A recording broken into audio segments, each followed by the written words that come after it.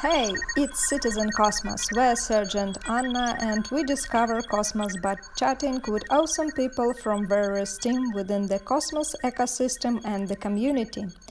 Join us if you are curious how dreams and ambitions become code. Yeah, hey everyone, and today we have with us, yes, Adriana Mihai, who is Cosmos community advocate. She's also the person that started today in Cosmos, which probably everybody knows. I think whoever doesn't know that should check it out right now. And she's also the founder of the KalpaTech validator. Adriana, please tell us about yourself a little bit. Maybe I missed something out. Hello there, so happy to be here and thank you so much for your invitation. This is actually my first interview, so I'm a little bit of nervous, but hopefully this will turn out to be just perfect. Okay, so about me. I joined crypto space somewhere around 2015, late November. I was working in the bank. I was a corporate loan manager at that time. I had a client, which is actually the founder of Gaia Capital, who made me a very interesting project proposal to found what was back then Ethereum blockchain factory. Mr. George Brailoiu. And he's actually the one that introduced the drug into my system, into the whole blockchain world. I only knew about Bitcoin at that time, but not so much information. But because I had to study the project and to make the executive memo for the head office to propose funding on this project, I had to really dig into what the technology at that time was. And by searching all of this information, I somehow ended up being in love with the technology and the crypto space. And as soon as the drug came in, I was already hooked up, and the decision to invest came somehow naturally. This is like my crypto story, how it all began, let's say. And when the Cosmos fundraiser started in April, I was already in this space for a while now, so it was very easy for me to understand the project and to make a decision to invest. Because I bought my first Ethereum somewhere around March 2016. And since then I have been following the market very closely and everything. And all this experience helped me in understanding the project and realizing it was one of the best projects at that time. That's really impressive. Yeah, this is how it all started. So let me just ask, are you referring to Aurel, right? Am I correct? Aurel was working at Dokia at that point. The founder of Dokia is Mr. George Brailoiu. I actually got to know Aurel later in time because Mr. Brailoiu was the actually client of my corporate division and he was the first person which I met. I met Aurel when I decided to invest and to buy my first Ethereum. I needed his help with setting up the wallet and everything. So I went to the office. I remember back then I bought a computer, a very nice new computer, just to make sure that I do it right. And I went to the office and I stayed with Aurel 6 or 8 hours because something was I didn't have enough memory because I was getting this small laptop and I didn't have enough memory to install everything. So it was really challenging for us, but we finally did it. And that was the time when I bought my first Ethereum. It was in 2016, yeah? Yes, it was March 2016. So let me ask you a question. How many I've been in blockchain since about 2011 or 12 or something like this. And I know this for sure. Everybody who is in blockchain more than 3 years loses keys. Have you lost any of your keys so far? No, God. That's really good. That's a good job. That means you're doing very well. Don't lose any because it's a very common thing that happens to everybody. The more you do it, the more wallets you have, the more cold wallets, the more seed phrases. Eventually, somewhere you forget something, and that always happens. So I'm really glad you haven't lost it. Thank God this didn't happen, actually. To just add to this a bit, when we participated in the Cosmos fundraiser and we got the seed, I actually put the seed in 3-4 places just to make sure that I don't lose it. And even so, I was so nervous when we had to actually claim the atoms. And I was so nervous, like, will it pass? Is everything okay? Did someone steal my seed phrase or not? Yeah. So you didn't say the why Cosmos. You did tell the story, but I mean, what attracted you to Cosmos and, for example, not to any of the other projects that came out in 2016? As I told you, I was already in the blockchain space for a while now, and I started reading Cosmos white paper somewhere around March 2017.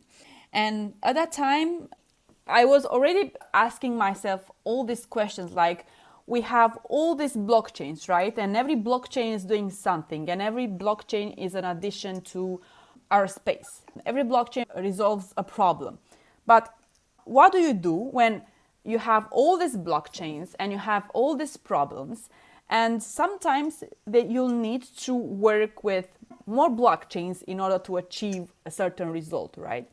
And I was putting myself this question, how will it be resolved? And then when I read the Cosmos white paper, it became so easy for me to understand that we have a technology that allows all these blockchains that are acting individually until now to be able to connect and to be able to speak with one another and to be able to transfer information. And I honestly thought at that time, this is what the crypto space actually needs in order for the technology to get adopted in the real world. This is why Cosmos. Sounds great. I mean, we heard about Tendermint, I think, pretty much the same time as you, bro. So 2015, and kind of fell in love in it. So it was love from first sight. When you got into Cosmos, obviously you said you had to claim atoms and everything. And the launch of Cosmos was one of the first decentralized launches we've seen in the blockchain space. And obviously I'm referring to Game of Stakes here. And I know that you were one of the winners, right, of Game of Stakes, am I correct? Yes, true. So tell us a little bit about that. I mean, well, at least for you, how was Game of Stakes? Let's keep to that. What I could say is that for me, Game of Stakes was a chance for me to see how the community worked together to make sure this project will be a success. I never realized for the entire contest that we are actually incentivized testnet in a competition, which had real stake in play. And because everyone was helping one another, and we had this sort of cooperation which I haven't seen in any space. And somehow the success of one became the success of others. And I see that this sentiment has also been let's say, drawn along the way in the Cosmos ecosystem.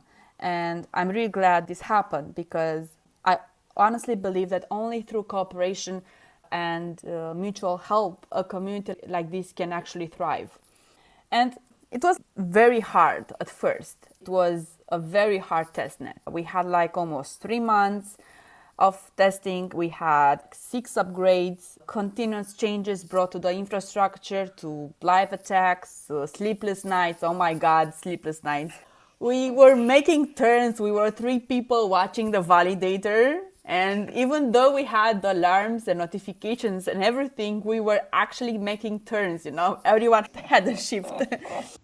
So, but did you already quit the bank by that? I was still working at the bank. Oh my God. Oh my God. I was trying to get the shift, which was actually after I was finishing the banking program, because I also had to sleep because I had to wake up the next day. But yeah, it was like very challenging. Seeing how it all turned out, I honestly believe that Cosmos will not be today what it is if it wasn't for Game of Stakes. Because it had a way to bring everyone together, form a community, and make us like really strong to be able to test the time and everything. And we didn't know that we are going to actually be like mainnet participants. So we just wanted to see how the system is working and just try it on for ourselves, because we were waiting for 2 years for the mainnet to launch. And we couldn't be more anxious to see how it works. And we said like, well, we have to see how it works. So we joined Game of Stakes.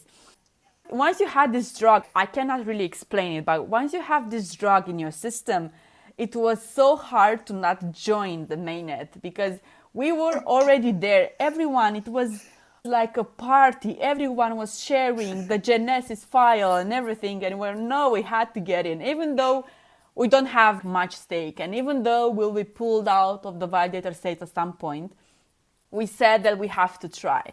Actually, it was like the best decision ever because after that, we received some delegations from the foundation and Tendermint that helped us sustain the validator. So really grateful for that. Sounds awesome. I know a lot of people who participated in it personally, and I know everybody who is took a part in it says exactly what you say. I've never heard anyone say anything bad about it. I've never heard, anyone say, "Oh my God, Tendermint should have done it differently." If there was one thing that you think should have been done differently, and I'm not talking in terms of the validator that you set up, I'm talking in terms of how Game of Stakes was organized. Obviously, you spend so much time, and not just time, yourself. I mean, you just described sleepless nights and everything. Would you say that there was something could have been changed to organize the testing better or differently at least? Well, of course. I mean, Game of Stakes was the first incentivized testnet of its kind that was done at such a large scale in the crypto world. We had over 200 participants, and all of this, what happened was kind of new also to us as a company and to everyone in the space. So we had to adapt along the way to see what the best solutions are. And now looking back, of course, there are things which could have been done better because you experienced them and saw that there is a lot of room for improvement. For example, communication regarding prizes and how we will define the winners and what are the exact challenges and what are the exact points that you get based on the challenges. So definitely a bit of improvement in the communication. Also, tutorials and guides would have been more helpful for us to be able to work, let's say, easier and not bump our head every time we had to do something. But this was also the beauty of the game, the fact that we had to improvise, the fact that no one told us exactly what setup to adopt or told us exactly what to do, made us to be very creative. And that was like the beauty of the game. Speaking about creativity, when you quit your bank job, or you're still working there? No, I'm not. Now you have your own bank. I have my own crypto bank. Well, I quit my corporate bank in September 2019 when I joined Tendermint.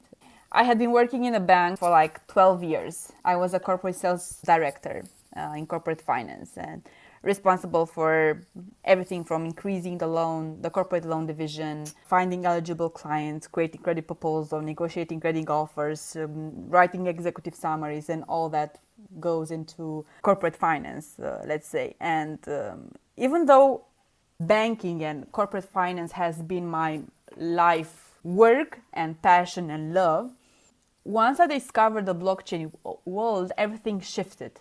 I mean, banking somehow started to be on the second position, and I was getting more and more interested in the blockchain.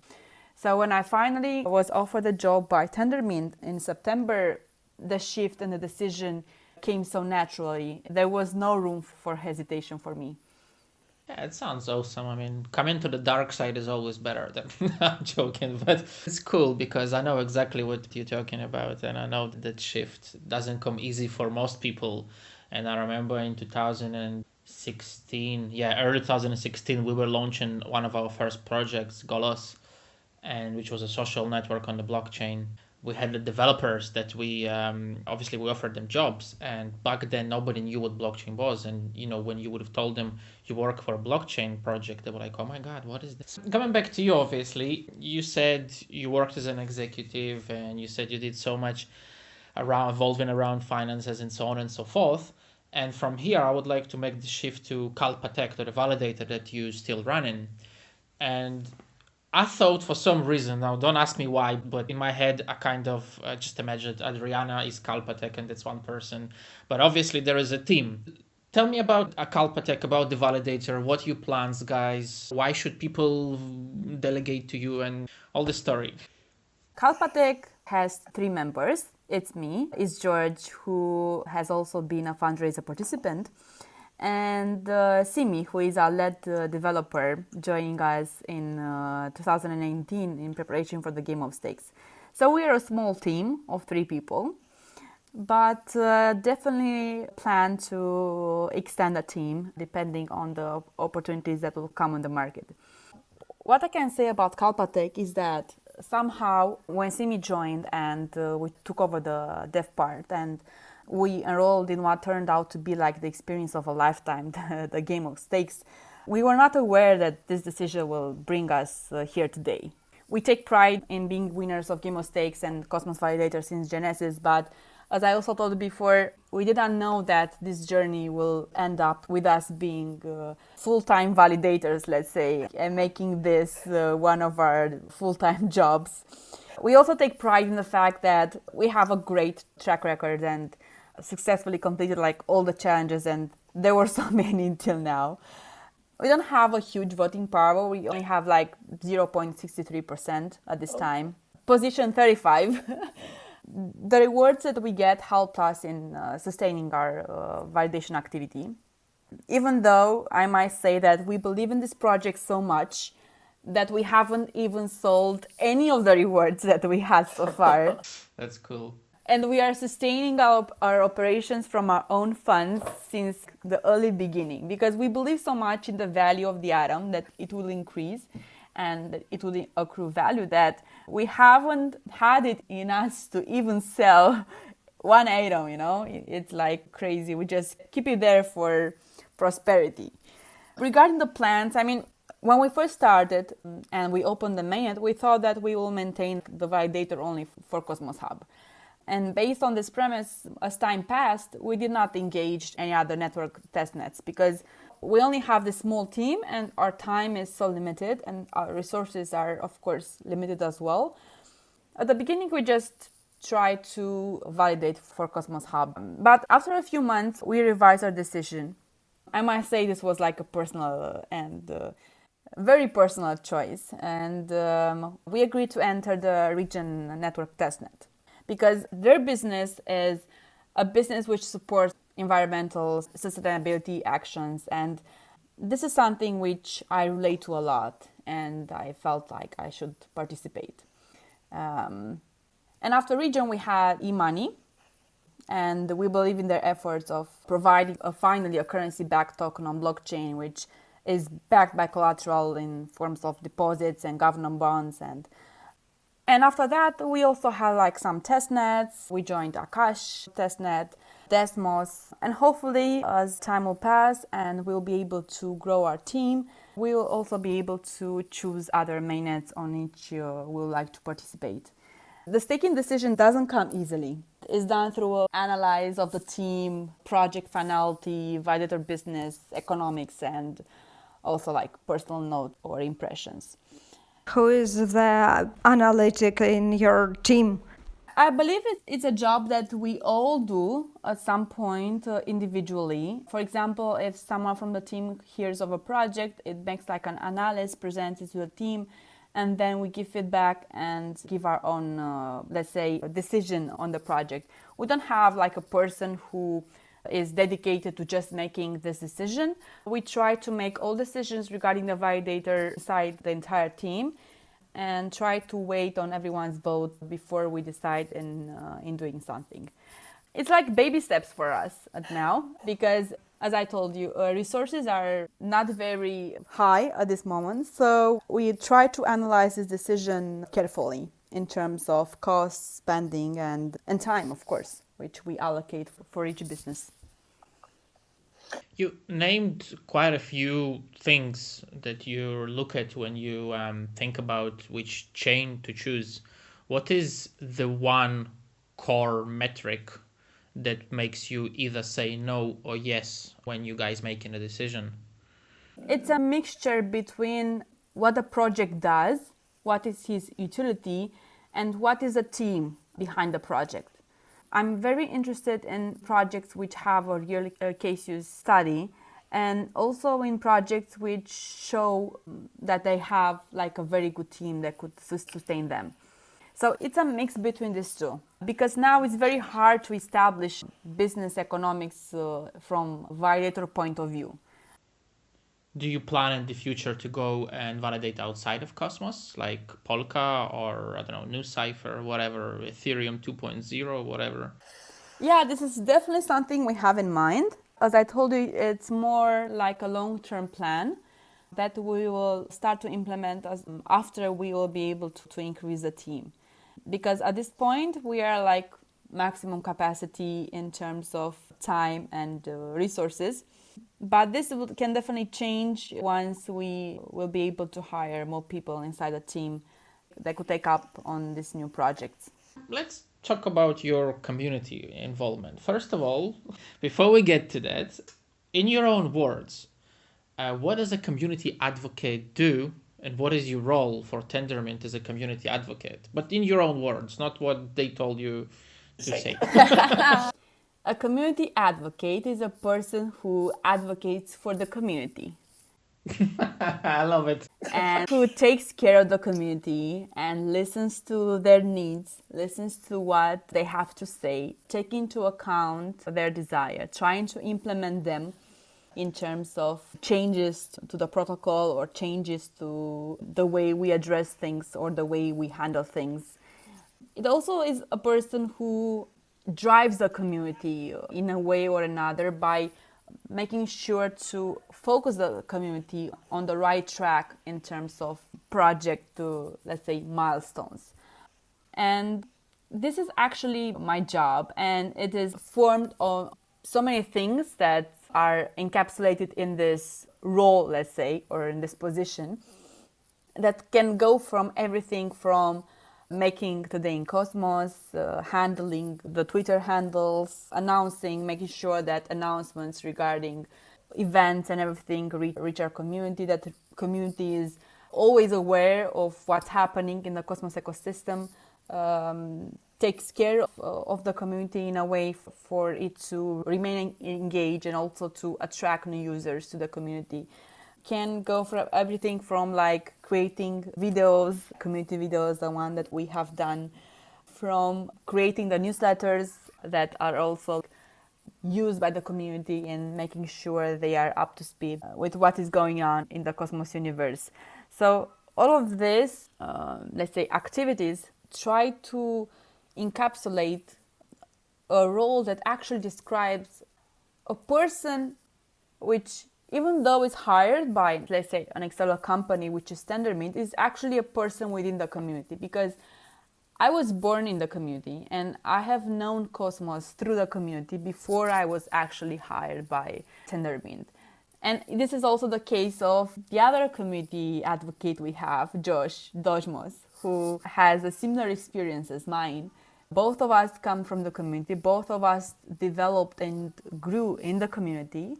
And then we were hired to, let's say, extend our job beyond what we were already doing. I like what you said, that you were born in the community. I really like that term. I think I'm gonna someday definitely remember and use it, fork it from you. I like that. But what is the most difficult part in your job? Working with people which have different characters. You could have just said working with people. That would have explained it. I'm joking. Sorry to interrupt. Working with people which have like different characters, different opinions, different points of view. And when I mean people and when I mean working, I mean the community. They always reach out to me for different views on different subjects. Some of them agree to what we are doing, some of them are not. Some of them have a certain opinion on what we should do. Others have a different opinion on how things should be handled, inside the community. And to try to mitigate this flow of behaviors and characters and try to make sure that all voices are heard, that all people have a word to say and somehow the decision around the community, that every person gets a response to an action or to a question regarding something. This is like a difficult task because there are so many people in the community, and now voices are becoming louder and louder. So I try my best to keep up with everyone and to assure everyone that they are heard and that we are making the best that we can and that we are here for them and to support them, even if that means taking some decisions sometimes which are not aligned with 100% of what every individual wants, because it's very hard to accommodate that. It's very hard to take a decision, whatever decision it is, to accommodate everyone. There will always be a party or someone who will not agree on your decision. And you have to accept that and to not take it personally. It's the advice I was giving just a few days ago to a community member who was upset that he was somehow blamed in a community chat on something. And he wrote me because he was so upset. And I told him, please don't take these things personally. These things happen. If I have an advice for you, my advice is to take it easy, understand that this is not personal, and understand that you have tried and you have done your best. But don't take it personally because it's very hard to accommodate all these personalities and all these characters. There will always be a person who doesn't agree with you. And I learned it. Imagine that you have your own secret and your own way how to deal with all that flow. Just take it easy and maybe you have another one secret recipe. My secret recipe is, well, I'm very passionate about what I do. If I really start to think about it, it's always about passion. Because as I told you before, I had a passion for the banking industry all my life until I discovered the blockchain world. And when I find something that I love doing, and in this case was Cosmos, I am literally unstoppable. I mean, I have this written on my forehead. I get these superpowers, I don't know how to explain them, that allow me to access these unlimited resources of energy. There is a joke inside my company, within my colleagues. They always ask me, Adriana, do you sleep? I mean, this is a question which they currently ask me because I am always on the chat. I am always responding. It doesn't matter. It's like 4 a.m. in the morning, if it's like 6 a.m., if it's like 12 a.m. in the evening. It doesn't really matter. I'm always there. I don't know how I do it. I don't know how I gain all this energy and what is the resource, but I blame it on passion. For me, to be able to express myself so freely is also a huge contributor to my self-esteem. And luckily this space and luckily this company that I am within allows me to do just this and gives me so much freedom and gives me so much open possibilities that I'm literally able to create everything.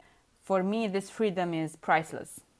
That's cool. And just to anyone who's listening, I will definitely vouch for what Adriana says, because my public involvement with Cosmos, there was some private involvement behind the scenes, but started with Adriana, and definitely you helped me a lot. So, and I always come to you with questions that I've never yet not to receive an answer. So yeah, that is absolutely true. I definitely would vouch for that. Talking about passion, today in Cosmos, this is something that obviously, your little baby, that we have to talk about. So how did it start? And I have a lot of questions about it, but we don't have the 3.5 or 25 hours to talk. So I just let you tell you what you want to say about it. I could literally speak about a day in Cosmos for hours. I don't think we have the space for it, but I'll try to make it short as much as I can, but I'm not a person who speaks a few words, so please bear with me. So how did it all start?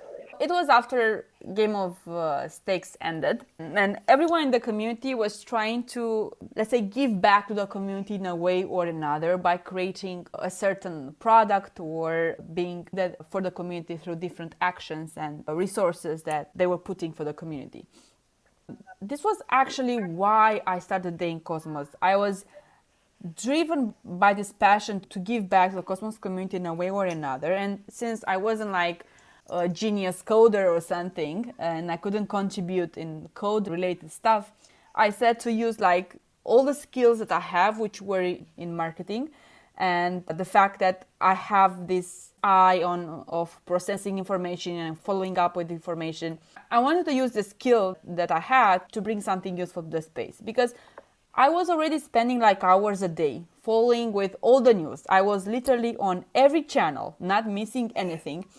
And I said, well, since I'm already doing that and I'm already spending all these hours for myself, why not use all of this information which I already read every day and just put it in a format in which it will be useful for people. And this is how Today in Cosmos actually was born. It was last year, 29th of April. So we are 1 year. One day late. Thank you so much. I am not late because I said happy birthday over a video, so I'm not late. No way. It's amazing how Today in Cosmos has evolved over the last year, not years. It definitely feels like years if I start to think about it. Sometimes when you make 25 tweets a day, it feels like a year. No, I'm joking. You know, when we started, we have only one tweet. There was one Today in Cosmos, one tweet, and there were like 3 or 4 events. And then it started to grow, you know, like 2 tweets, 3 tweets, 4. What's the record? 17 tweets. 17. Was it you or Daniela who did 17? There was a mixture between me and Daniela. Well, I believe it's actually like 18 tweets we had in this, I forgot, we had in December. You know, when we had the break and we did a recap in December, we had 18 tweets a day. I think it was 18 or something like that. I remember translating it for a while. So yeah. It's like crazy because we have all these projects in the ecosystem that keep building and start to be more and more active, and they all produce so much information regarding what they're doing.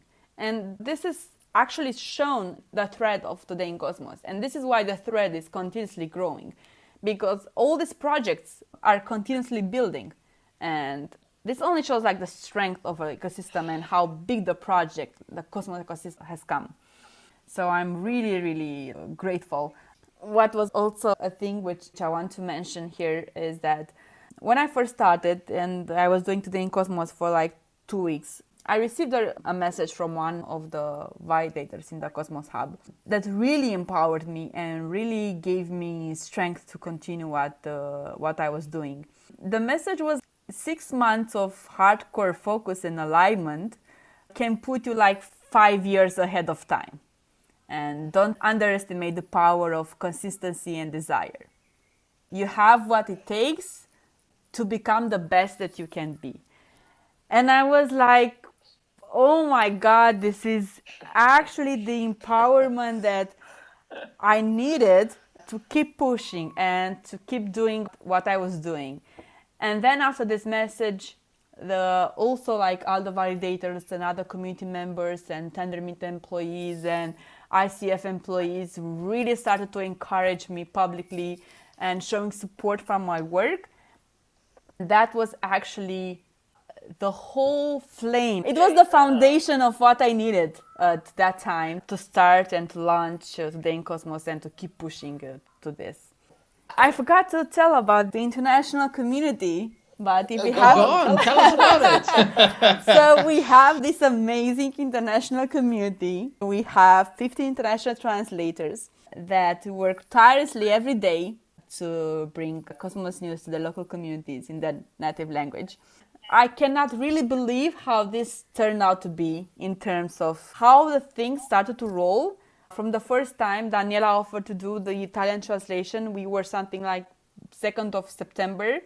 And by the time we were 6 months, we already had 9 international translators. And now we are like on 15. And thank you so much, Serge, for being one of them. Yeah, of course. And I really appreciate it for being with us and for being part of the Today in Cosmos family, because this is true.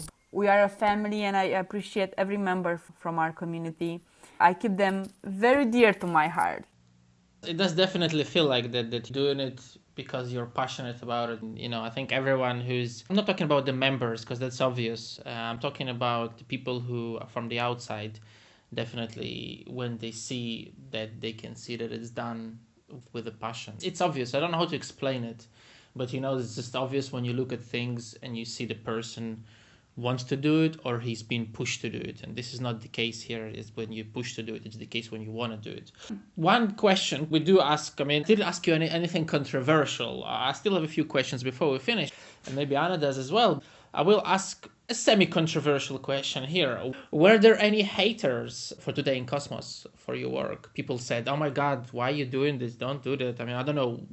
People wrote to you nasty messages, whatever.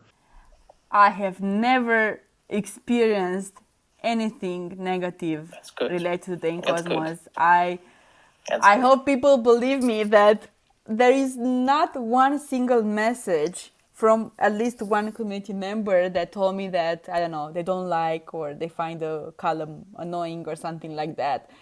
So this never happens to me because, in this industry, in a way or another, you stumble upon different opinions from different people, and sometimes the argument becomes a little bit too spicy. But you have to understand that this is a current evolution, and disagreement leads to evolution and everything. And you have to accept it. Accept the things that you cannot change, and understand that everything that happens in the industry it's a natural process, and you cannot just please anyone.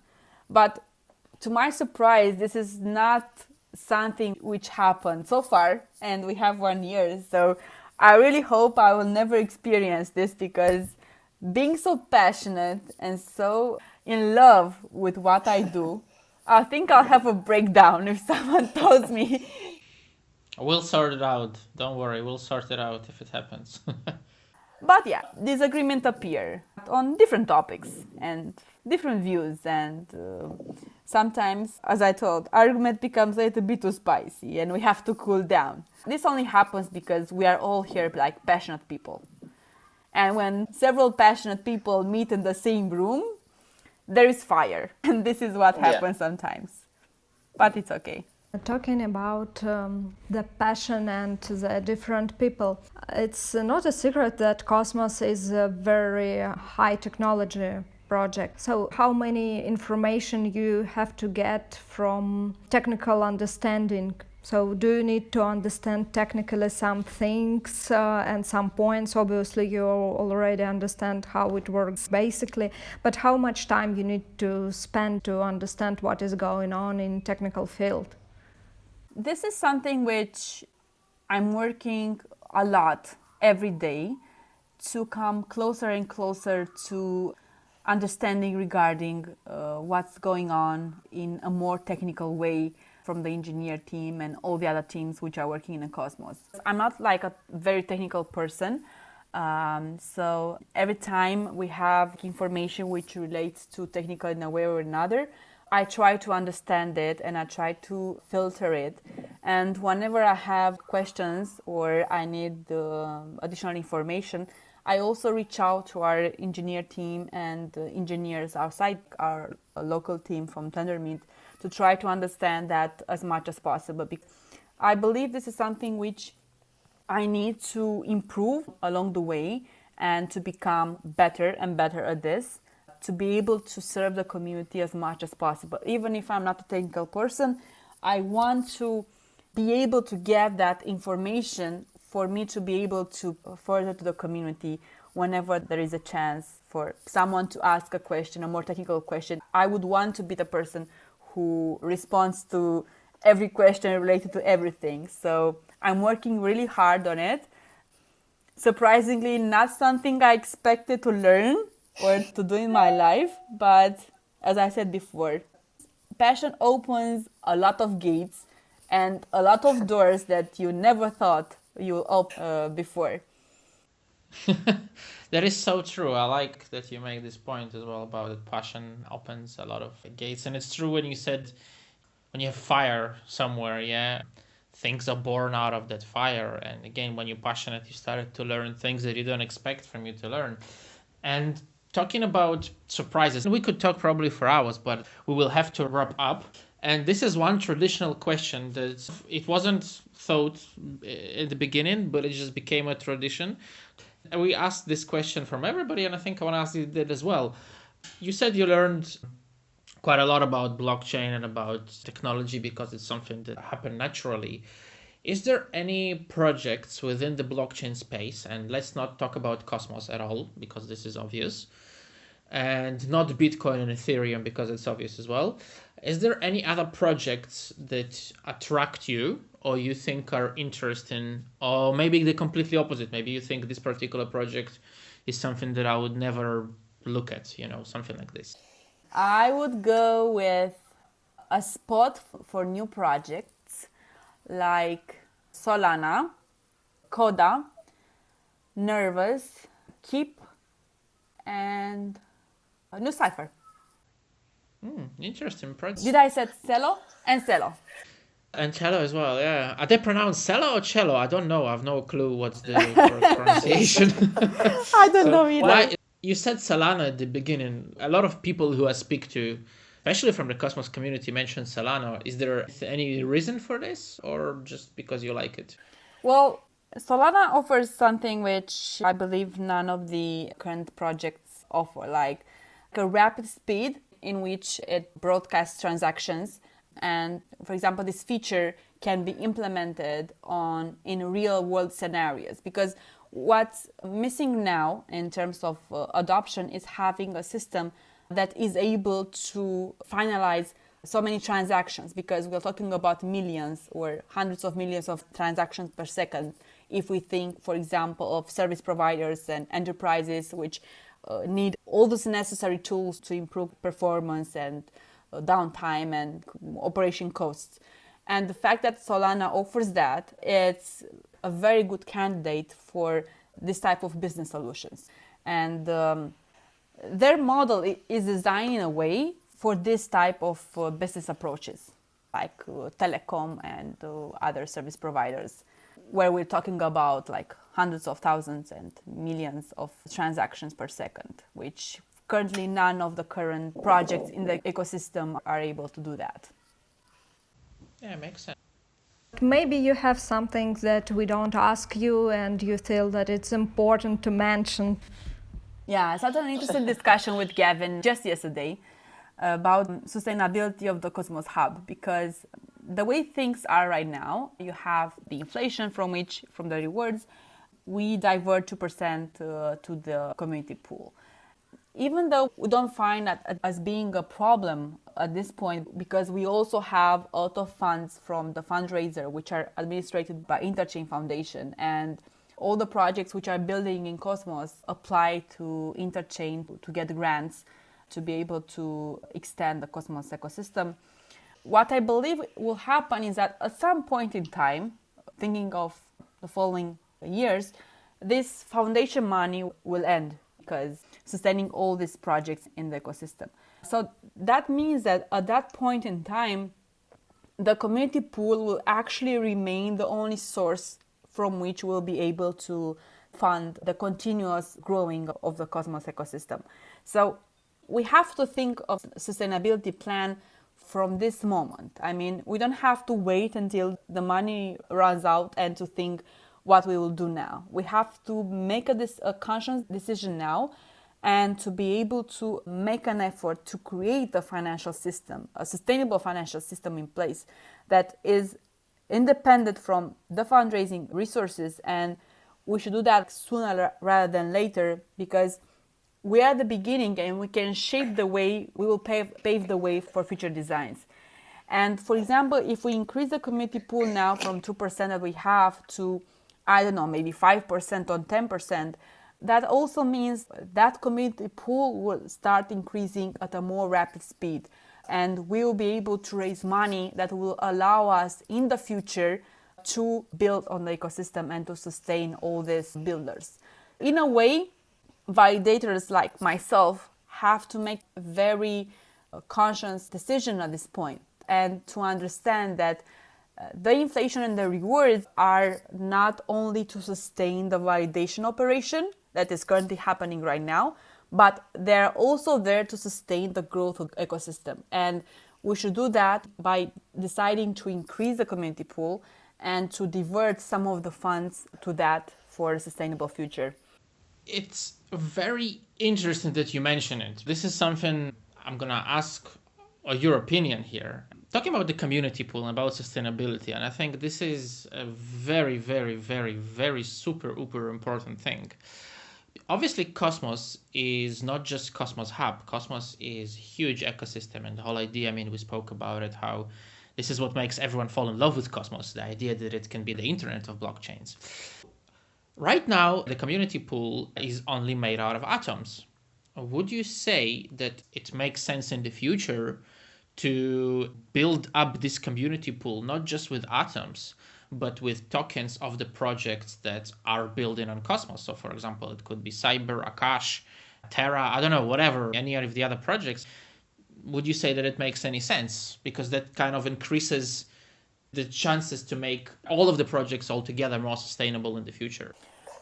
Well, the way I envision it right now is that each zone in the Cosmos ecosystem will have its own community pool. And its own community pool will be funded to the token of the current zone. So, for example, if we have all these zones in the Cosmos ecosystem, each zone will have a community pool, and each pool we have a certain number of tokens which represent the token of the zone. It's very hard to put all these tokens in one basket, right? And to have in one basket also like several tokens, because once a decision of funding comes, if you put them all in a basket, you should create like a separate basket, because if you put them in a basket which is on the Cosmos Hub, that means that delegators of the Cosmos Hub will decide on which projects to fund, and they will have more interest in voting on projects which are building on the Cosmos Hub and to develop the Cosmos Hub rather than other projects. So I don't know if the current community pool accepts also tokens, at least not now. All right. I'm not sure if it's possible tech. This is just like fantasy, you know. My fantasy is different. My fantasy is to create an independent community pool which acts like an individual zone, in which each zone will send part of the tokens, and it will create what you have envisioned as this huge basket of tokens.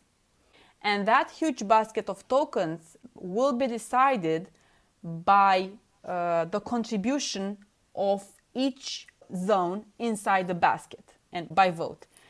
And that basket can actually fund projects which are within the whole Cosmos ecosystem, because all zones have put their tokens inside that basket. This is something which I envision in terms of how we can create a common basket, like a common community pool, from which all Cosmos projects can make a proposal and apply for funding. If you start to think about it, it's actually putting Interchain Foundation now, right, on the blockchain. Because this is actually what Interchain Foundation does right now. It has a pool of money from the Cosmos fundraiser, and it funds all these projects within the Cosmos ecosystem, not only on the Cosmos Hub. But those money will end at some point. So that means that with this, let's say, zone that we create, we will be able to fund and to replace some sort of interchain funding and put it on the blockchain for to be more traceable, more easy to follow, more transparent. Everyone will have access to how resources are spent, which is why we're actually doing blockchain. So having a zone for that in our ecosystem makes perfect sense for me. That's a great answer, and that's probably what I have in my mind as well. Right, I think it was amazing to have you, and really I have like 20 or 30 other questions. We're gonna wrap up, but it's been really great talking to you, and I just want to thank you for all the job that you're doing for the community. It is really important. This stage where it's still a very young system, I think your job is, you might not see it, but you are actually the glue that is holding a lot of the community together, and this is really important in my opinion. Thank you so much. Yeah, of course. Thanks. Thank you. Bye. Bye.